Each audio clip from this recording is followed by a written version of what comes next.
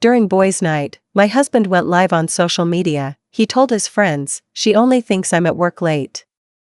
Meanwhile, I'm living." Someone asked, "Does she know about Sarah?" He said, "She's not smart enough to find out."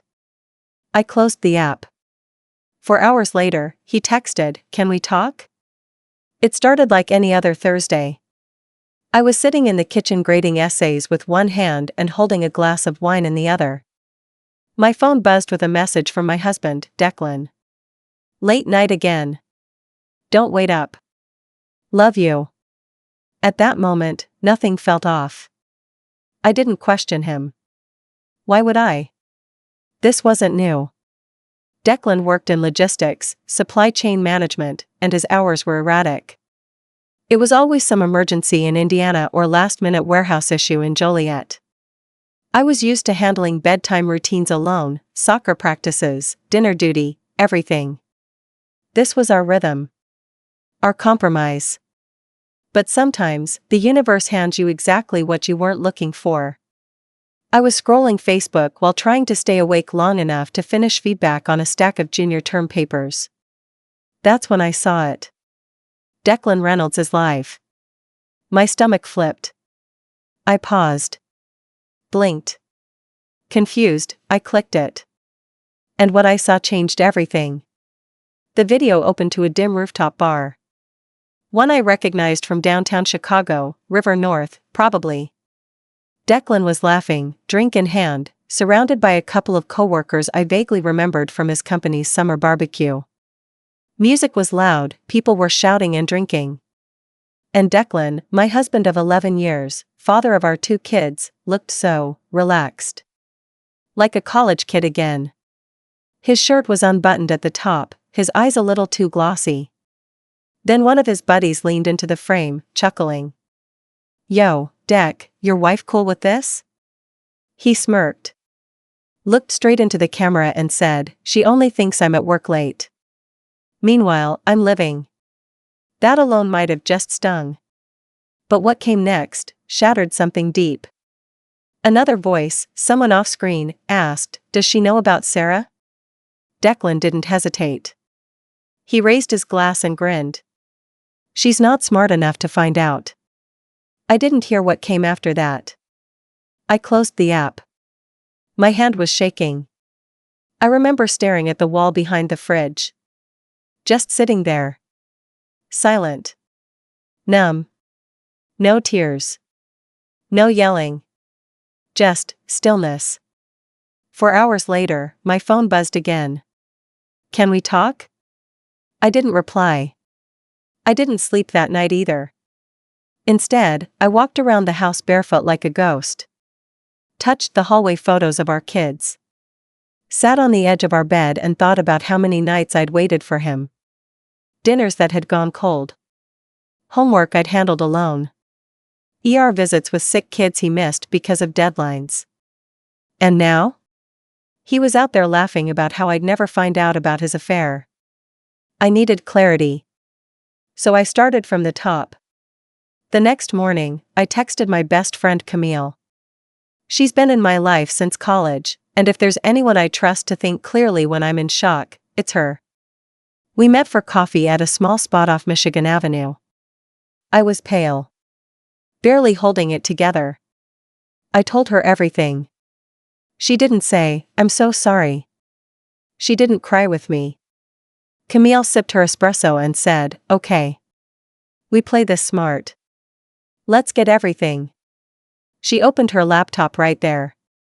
We started with the basics: Facebook, Instagram, LinkedIn. Declan wasn't reckless enough to post anything himself, but we dug deeper. Found his coworkers' posts. Their tags. Their stories. And then we found her. Sarah. She was younger. Late 20s maybe. A content marketer.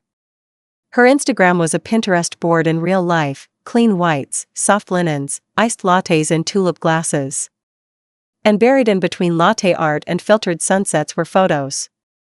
Photos of her hand in someone else's.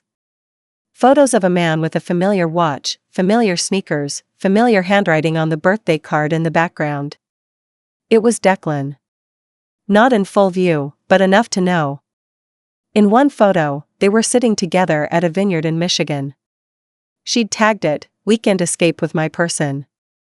My blood ran cold. Because that was the same weekend he told me he was in Milwaukee for a warehouse audit. I started taking screenshots. Everything. I cataloged the posts, the dates, the times. I matched his claimed locations with hers. We found at least 5 weekends he'd lied about. Hotels, bars, dinner spots. And then Camille asked me, "What do you want to do with this?" And for the first time I said it out loud, I want to make him regret everything. So I made a plan. I didn't confront him, not right away. I wanted more. Over the next few weeks, I started paying attention. I played the role of the unaware wife. I smiled. Packed his lunches again. Even bought him a new tie. He looked confused. Off balance. I think he thought I was softening.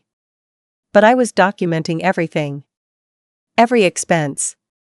Every lie. Every night he came home late. I bought a second phone, one he didn't know about, and used it to record conversations. Any small slip. Any accidental confession. One night, he got home from drinks with vendors and dropped his wallet on the kitchen table.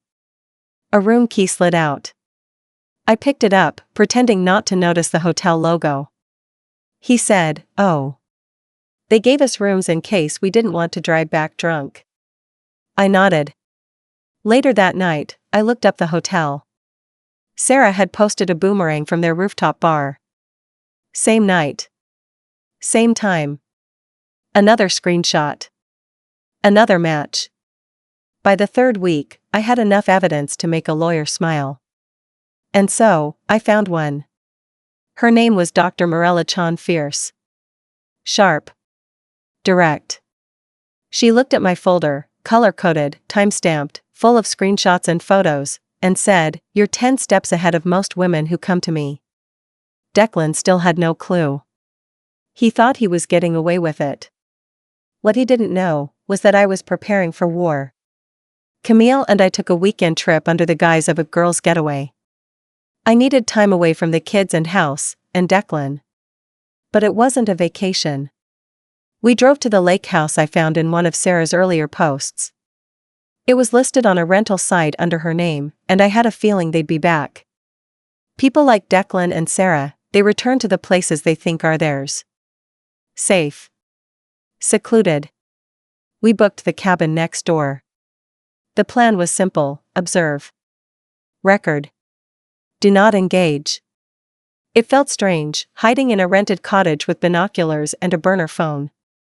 It felt surreal to see my husband in swim trunks on a wooden deck, flipping burgers like he was living in some alternate life. He laughed easily with her.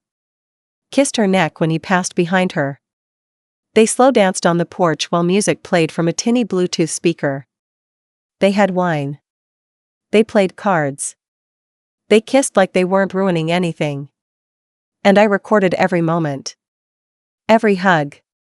Every look. Every "I love you" I managed to catch when the wind carried their words through the trees. Camille stayed quiet most of the time. She said she didn't know how I was holding it together. But I wasn't holding anything. I had emptied myself out days ago. This wasn't grief anymore. This was control. I was documenting the last time Declan Reynolds got to lie without consequence. The following Monday, I returned home. He did too. He acted tired. Long weekend, he said. Warehouse systems failed. Barely slept. I made him coffee. Kissed his cheek. Told him to take a shower. He thanked me. I almost laughed in his face. At night, I lay next to him, and he scrolled through his phone like nothing was wrong. I watched the way his thumb moved, smooth, careless. I could feel the lie pressing against the air between us. And then he had the audacity to ask, "How was your weekend?" I said, "Quiet. Peaceful." He nodded. "Glad you got a break." He didn't know I had videos of him feeding strawberries to Sarah beside the fire pit. Or a photo of her wearing one of my hoodies that he must have brought with him. He didn't know that I'd made an appointment at our bank to open a new checking account in only my name. That I'd already taken half from our joint savings and moved it without a trace. He didn't know I'd talked to a mediator. Or that I had a secret recording of him on the phone with Sarah, telling her, she has no clue. Honestly, I could do this for another year before she notices. He didn't know that his dumb, trusting wife had flipped the board over. One evening, I waited until he was in the shower. I opened his laptop, which he carelessly left unlocked. Sarah had sent him a video. A saved Instagram reel, forwarded through their email thread. It was of a couple on a balcony, sunset in the background, captioned, "This will be us someday, yellow heart." I watched it 3 times. He had replied, "Sooner than you think." That night, I went to my closet, pulled out a small cardboard box I had tucked away years ago. It had the first anniversary card he ever gave me. Movie ticket stubs. Our sonogram photos. Our vows. I lit a candle. Burned every single thing inside the box. Not for drama. Not for show. It was a ritual. A quiet funeral for the version of my life that was never real to begin with. The next morning, he left early. Kissed my forehead. Told me he'd be back late. As soon as the door clicked shut, I sat down with Camille on a Zoom call and finalized my petition. No fault. Irreconcilable differences. Full custody. I had the recordings. I had the timeline. I had a lawyer who said we could do this cleanly but thoroughly. I didn't want vengeance. I wanted freedom. I emailed Declan a meeting invite, masked as a calendar notification. I knew he'd click on it while at work. He was compulsive about organization. He accepted without even checking what it was. The meeting was set for 6 p.m. the following Friday. I told him I had something important to discuss about the kids. He wouldn't suspect a thing. That week, I barely spoke to him. I was pleasant. Unremarkable. I let him bury himself deeper. He told me on Wednesday he might go out with the guys again. I nodded. Have fun. He told me Thursday he had a big project next week and might need to stay overnight in Joliet. I smiled. I'll hold down the fort. He kissed me twice that night. Said, "You're amazing, you know that?" I stared into his eyes. And all I thought was, I was. But not for you. That Friday came fast. He walked in from work, loosened his tie, kicked off his shoes. I was sitting at the dining table, laptop open, a stack of papers beside me. I looked like I was preparing something administrative. He said, "Kids down already?" I nodded. They were tired. He poured himself a drink. Sat across from me. "What's up?" he asked. I pushed a thick manila envelope toward him. He blinked. "What's this?" I looked him straight in the eye. "Proof. Of everything." He paled. His fingers hesitated at the seal. I didn't flinch. He opened it. Saw the photos. The screenshots. The timeline. The statement from the lawyer. He didn't say a word for a long time. Then came the first stage, disbelief. "Wait, what is this? You've been spying on me?" "No. I'd been watching." "There's a difference." "Don't do this," he said eventually. "It's not what it looks like." He looked genuinely scared. Like a child caught stealing. I leaned back in my chair. "You looked right into a camera and told your friends I'd never find out. So tell me, what, exactly, do you think it looks like?" He rubbed his face. "It was just a phase. I messed up." I didn't blink. Did Sarah know it was just a phase? He went silent. The air between us thickened. He tried again. "You're seriously going to throw our whole life away because of a mistake?" I closed my laptop. No, Declan. You threw it away. I'm just cleaning up the mess. He didn't move at first. Just sat there, staring at the stack of proof like it might disappear if he blinked enough times. The ice in his glass had started to melt, soft cracks breaking the silence as the cubes collided. Declan looked older somehow, like the weight of what he'd done had finally started to press on his shoulders. But still, he didn't apologize. Not really. He looked for an escape hatch, a loophole, an angle he could argue from. "You've been digging into my private life," he asked, voice quieter now. Less rage, more self-preservation. "No," I said. "I've been uncovering the truth about mine." He leaned forward. "We can fix this. We can go to counseling, or take a break or something. You don't have to blow it all up." I didn't even laugh. That would have been giving it too much energy. "Declan," I said, calm as stone, "you were planning your future with another woman. Counseling isn't for people who already moved out emotionally and just forgot to tell their spouse." His jaw clenched. "So what? You're just going to take the kids and leave? Start over like none of this ever happened?" "No. I'm going to start," I replied. "Because all this time, I thought we had something worth preserving. But I realize now, I've been the only one holding it together." He stood up, paced the living room. "You're being dramatic." "Am I?" I asked. "Or did you just get caught for the first time?" He ran his hands through his hair.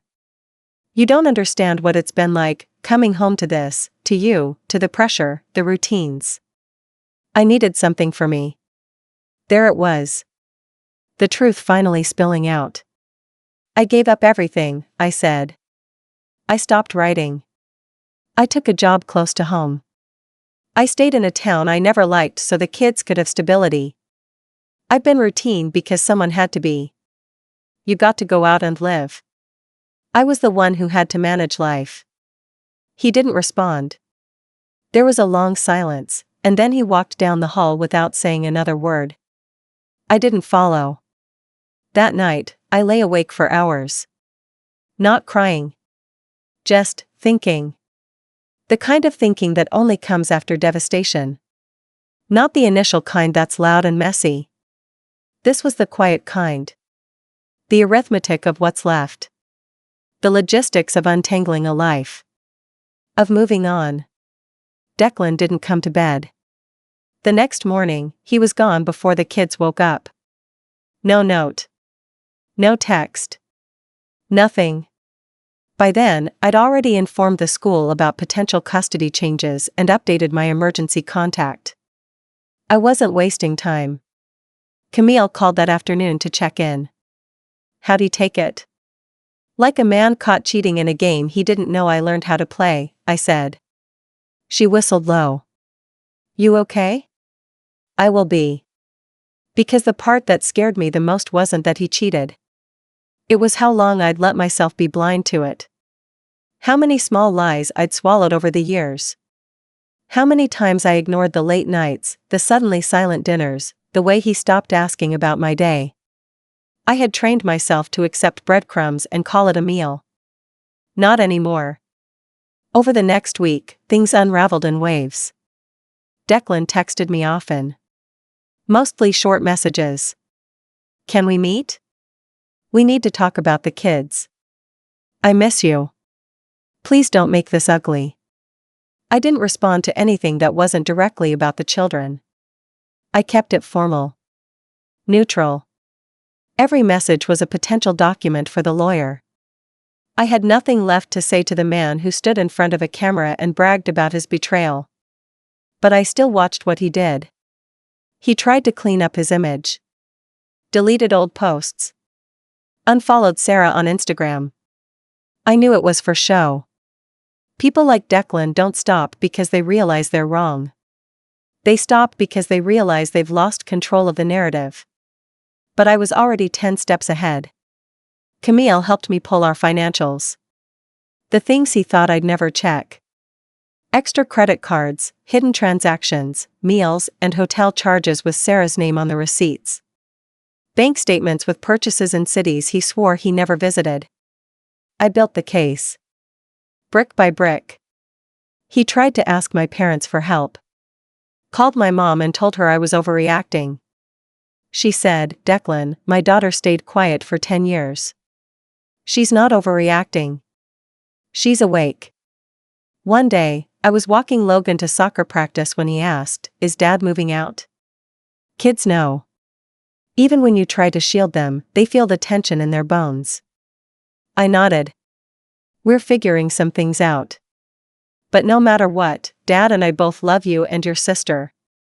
He looked down at his cleats. "He hasn't been home much anyway." That broke me in places Declan never could. I kissed Logan's head and promised him nothing would ever be more important than him and his sister. And for once, I meant it with my whole chest. Because now I could finally build something where they were the center. Not Declan's ambitions. Not my self-sacrifice. Just them. And me. Sarah eventually reached out. She messaged me through a private account. It was short, "I didn't know. I'm sorry." I blocked him. "I hope you and your kids are okay." I stared at her name on the screen for a long time. She wasn't the villain. She was the accessory. Maybe willfully ignorant. Maybe just naive. But in the end, she helped me without realizing it. Because if Declan hadn't said her name out loud that night, if he hadn't gone live thinking he was untouchable, I might have stayed in that slow death of a marriage for another year, maybe 5. It wasn't Sarah who ruined everything. It was Declan's arrogance. His belief that I was too not smart enough to figure it out. He really thought I was going to keep smiling through the lies, keep packing lunches, keep holding it all together while he built another life just a few zip codes over. And now? Now I was building one without him. And I wasn't rushing. Because every decision I made now was intentional. Thought out. Measured. I still slept on one side of the bed. Still woke up sometimes expecting to hear his keys in the bowl by the door. Trauma doesn't leave just because truth walks in. But every morning I made breakfast for the kids and every night I read to them from the same chair I used when they were toddlers. I knew this life was finally mine. The mess was real. The pain was sharp. But the silence? The absence of lies? It was peaceful. It was the 3rd week after serving him the divorce paperwork when Declan showed up at the house unannounced. The kids were outside, Logan tossing a soccer ball into the air, Sienna chalking flowers on the driveway. It was one of those cool spring afternoons where the air smells like grass and thawed mud. I opened the door just enough to see him. He looked tired. His clothes were wrinkled, the buttons on his dress shirt mismatched like he'd rushed to get dressed. There were dark crescents under his eyes, and for once, he didn't have that slick, collected tone in his voice. "Can we talk?" he asked. I stepped out and pulled the door closed behind me. His eyes flicked toward the kids, then back to me. He exhaled. "I don't even know where to start." I didn't say anything. Just waited. He rubbed the back of his neck like he used to do when he forgot to pay a bill. "I messed up. I know that. I know there's no going back, but I miss my family." His voice cracked when he said family, like he was only just now realizing the consequences were real. That everything he'd tried to compartmentalize wasn't going to stay neatly folded in 2 separate drawers. "You had a family," I said. "But you gave it away, piece by piece." "I thought it would just be temporary," he said. Sarah made me feel. I raised my hand. "Don't finish that sentence," I said. "Don't stand in front of the house I built and tell me about how another woman made you feel." His mouth shut. His posture slouched like I'd knocked the last bit of air out of him. He stood there, shifting on his feet, as if waiting for permission to come back inside. But I didn't offer it. "You can call me about custody logistics," I said. "Anything else, you can send through the lawyer." Before he could respond, I turned back inside. I didn't slam the door. I closed it the same way you close a window when a cold wind comes through, a quiet, necessary end to a draft you no longer have to tolerate. That night, I lay in bed listening to the hum of the refrigerator downstairs and the soft ticking of the clock above my dresser. Camille had sent me a link to a yoga retreat upstate. "You need a reset," she wrote. "Get away. Clear your mind. Let your body exhale." But I couldn't. Not yet. There were still pieces to move. Loose ends to tie. Declan had filed a request to renegotiate custody. He wanted alternating weekends and dinner on Wednesdays. I didn't fight it. Not because I was being generous, but because Logan and Sienna deserved a father who at least showed up now, even if it was late. Still, I documented everything. Every missed pickup. Every rescheduled visit. Every promise made and forgotten. Not to punish him. To protect them. A month later, he brought Sarah to one of the drop-offs. She stayed in the car, sunglasses on, windows up. I watched her from the front door as Logan got out of the passenger seat and came running to the porch. "Dad's friend came with," he said casually. She didn't say hi. I crouched down, zipped his backpack. "Did she talk to you?" He shook his head. Just looked at her phone. "Okay." Sienna skipped up beside us, tugging my hand. "Mom, can we get ice cream today?" I smiled, kissed her forehead. "Absolutely." Declan stood at the edge of the yard, hands in his pockets. We locked eyes briefly. There was no apology in his face anymore. No smugness either. Just a dull, resigned sort of tired. He watched his children walk away from him and toward me. And in that one moment, I saw something I hadn't before, not guilt, not sadness, but distance. Like he was watching someone else's life move on without him. And maybe he finally understood. There was something profoundly freeing about walking into the same kitchen you'd once cried in and realizing it was quiet for a different reason now. Not because you were waiting. Not because you were exhausted or alone. But because the weight was finally off. It's subtle, the healing. It doesn't arrive like thunder or break through your door in a flash of light. It shows up in the little things.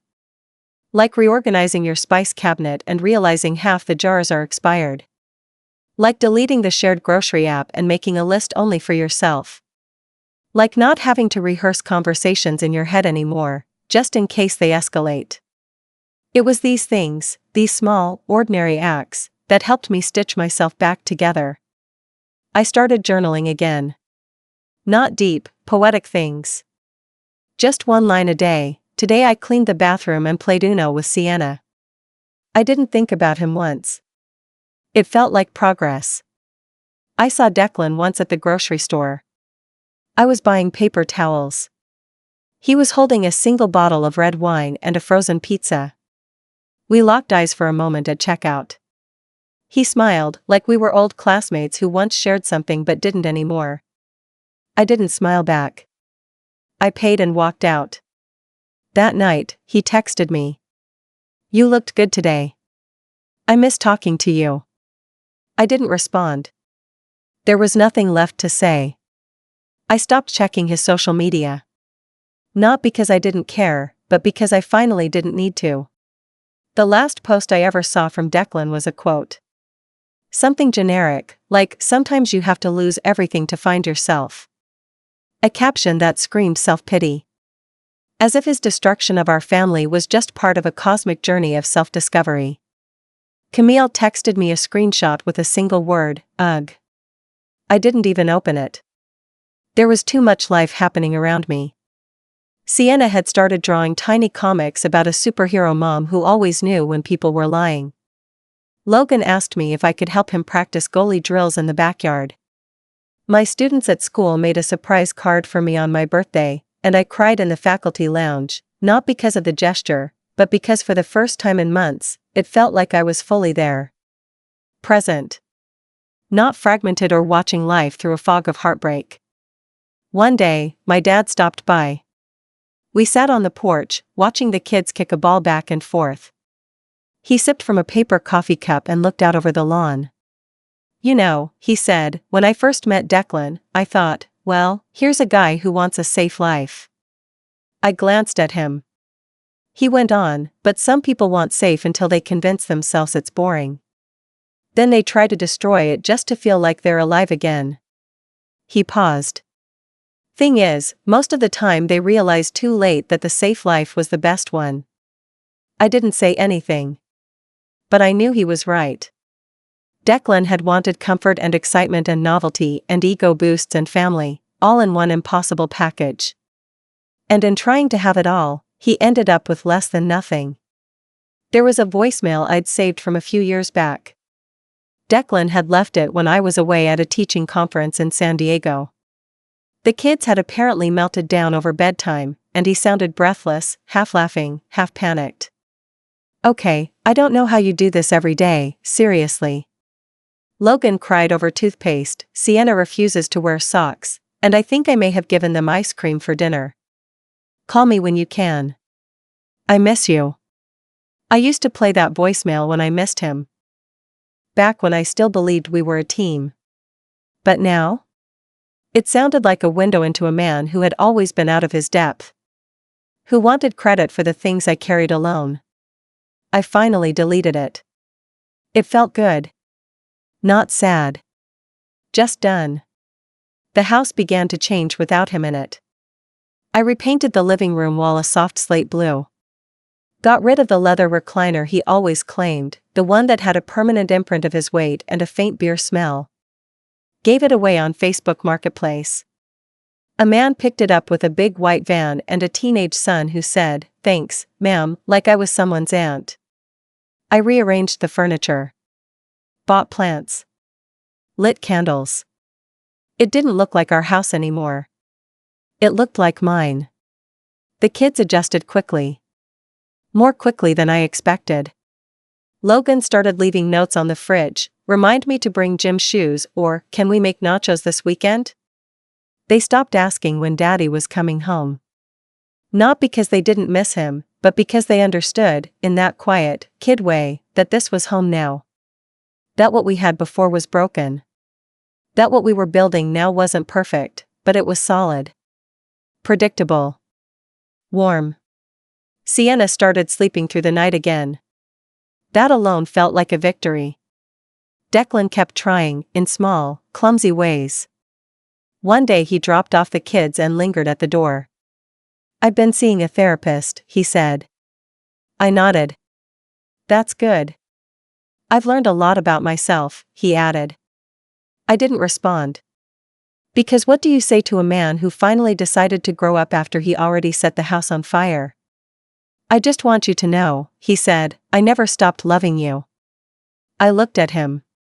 And maybe the old me, the version of myself that once waited at the window for his car headlights to flash across the driveway, maybe she would have cried or softened or cracked just a little. But I was someone else now. Someone sharper. Clearer. Someone who finally believed she deserved more than being loved in pieces. I said, "Loving someone isn't the same as protecting them." He looked stunned, like he hadn't considered that before. And maybe he hadn't. Maybe he'd always thought love was enough. That as long as he said the right words and brought flowers on anniversaries, everything else could be negotiated. But love without loyalty isn't love. It's possession. And I wasn't his to possess anymore. That night, I poured myself a glass of wine. Not the cheap grocery store brand we used to buy. Something better. A gift from Camille after she helped me file the final paperwork. It had been 3 months since I discovered the livestream. 3 months since everything split open. And in that time I hadn't crumbled. I hadn't fallen apart. I had rebuilt. Quietly. Slowly. Without asking for applause. The house was quiet. Not lonely, just quiet. I looked around, and for the first time in a long, long time, I liked what I saw. No ghosts in the corners. No lies in the cushions. Just space. Real, honest, open space. It was around late May when I finally got the email. Subject line, final divorce decree, signed and filed. Just like that, it was over. A marriage of 11 years, reduced to PDFs and legal signatures. There were no courtrooms, no dramatic testimonies. Just cold, factual language that confirmed what I had already accepted months ago. We were done. I sat at my desk, reread the attached documents once, then twice. And instead of crying, or even exhaling, I smiled. It wasn't relief. It was satisfaction. Everything I'd quietly worked toward, every screenshot, every late-night conversation with Camille, every moment I played the part of the unknowing wife while secretly building my escape, this was the culmination. And the best part? He had no idea what was coming next. You see, Declan never really understood consequences. Even after the paperwork, he assumed we'd settle into a predictable rhythm, shared custody, distant civility, polite nods at drop-offs. Maybe, in a few years, he thought I'd soften. Maybe he thought Sarah or some other woman would fade into the background and I'd eventually come around. He never imagined that I would move forward, without him, beyond him, and, worst of all, better than before. He especially didn't expect the letter from his HR department. A week after the divorce finalized, I sent a confidential packet to his employer's ethics committee. It included proof of his numerous business trips that had, in reality, been personal excursions with Sarah, all charged to the company card. Hotel receipts, dates, matching Instagram timestamps, and an expense report where he conveniently forgot to mention he took someone to a $300 dinner during a warehouse emergency. Declan had always been sloppy when it came to the details. I wasn't. I never received a direct response, nor did I want one. But 2 weeks later, Logan told me, in that offhand way kids do, Daddy's working from home now. He said he's not in charge of the team anymore. Oh, no longer a regional director? Poor thing. And as for Sarah, well, I didn't have to do much there. Just a quiet message. I mailed her a manila envelope with no return address. Inside? A simple letter. Sarah, I thought you should know that while Declan was promising you sunsets and forever, he was still sleeping with me. April 10th, April 17th, and again the night before your weekend in Michigan. I have screenshots, if you'd like the dates confirmed. Ask him about the perfume on his jacket from that last visit. That wasn't yours. From someone who finally got smart. It wasn't true, of course. He hadn't touched me in months. But I knew her type, desperate to believe in the fantasy, easily rattled by the suggestion of betrayal. It wouldn't take much to shake the foundation she'd so blindly built with him. I never heard from her. But Declan stopped mentioning her completely. In June, the school year ended. I submitted my resignation the same day I dropped the kids off for their last day. It shocked everyone. You love it here, my principal said. Why now? Because it was time. Time to stop living life halfway. I'd accepted a position at a university in Madison, director of curriculum innovation. It came with a pay raise, housing allowance, and the promise of fewer PTA meetings and more stimulating conversations. It also meant a fresh start. A new city. A clean break. I brought the kids with me. Declan signed off, probably assuming I'd come crawling back when life got too hard or lonely. But I didn't. We rented a townhouse 5 blocks from the lake. Logan joined a youth soccer league. Sienna made friends faster than I could keep track of. I bought a bike. Started running again. Found a cozy bookstore and signed up for a Saturday writing group. Every weekend, I wrote about my life. Not the marriage. Not the pain. But everything that came after. And one of those essays? It got picked up by a parenting magazine. A month later, a larger publication reached out. Asked if I'd ever considered writing a memoir. Not really, I said. But then I paused. Maybe. Because what started as a slow unraveling had turned into something powerful. A story of betrayal, yes. But also of survival. Reinvention. Of a woman who wasn't too not smart enough to find out, but smart enough to wait. To plan. And to win. I heard from Declan again in early September. A short email. Subject, just checking in body, hey. I know things are different now, but I wanted to say I've been thinking about you. About us. Hope Madison's treating you well. Let me know if you ever want to talk. D. I stared at it for a full minute. Then clicked delete. The revenge wasn't loud. There were no public confrontations. No screaming matches.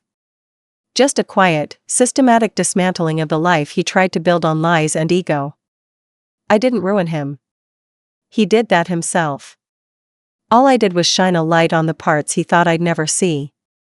And in the end, he lost everything, not because I made him, but because I stopped protecting him from the consequences of his own choices. I live differently now. I make my coffee slow in the mornings. I let the kids climb into bed with me on Saturdays and eat popcorn during breakfast. I keep fresh flowers in the kitchen. I laugh more. Sleep better. There's peace in the space where his chaos used to live. And if you're wondering whether I ever regret not screaming at him, or keying his car, or outing him in front of his friends? No. Because this quiet, steady rebuild?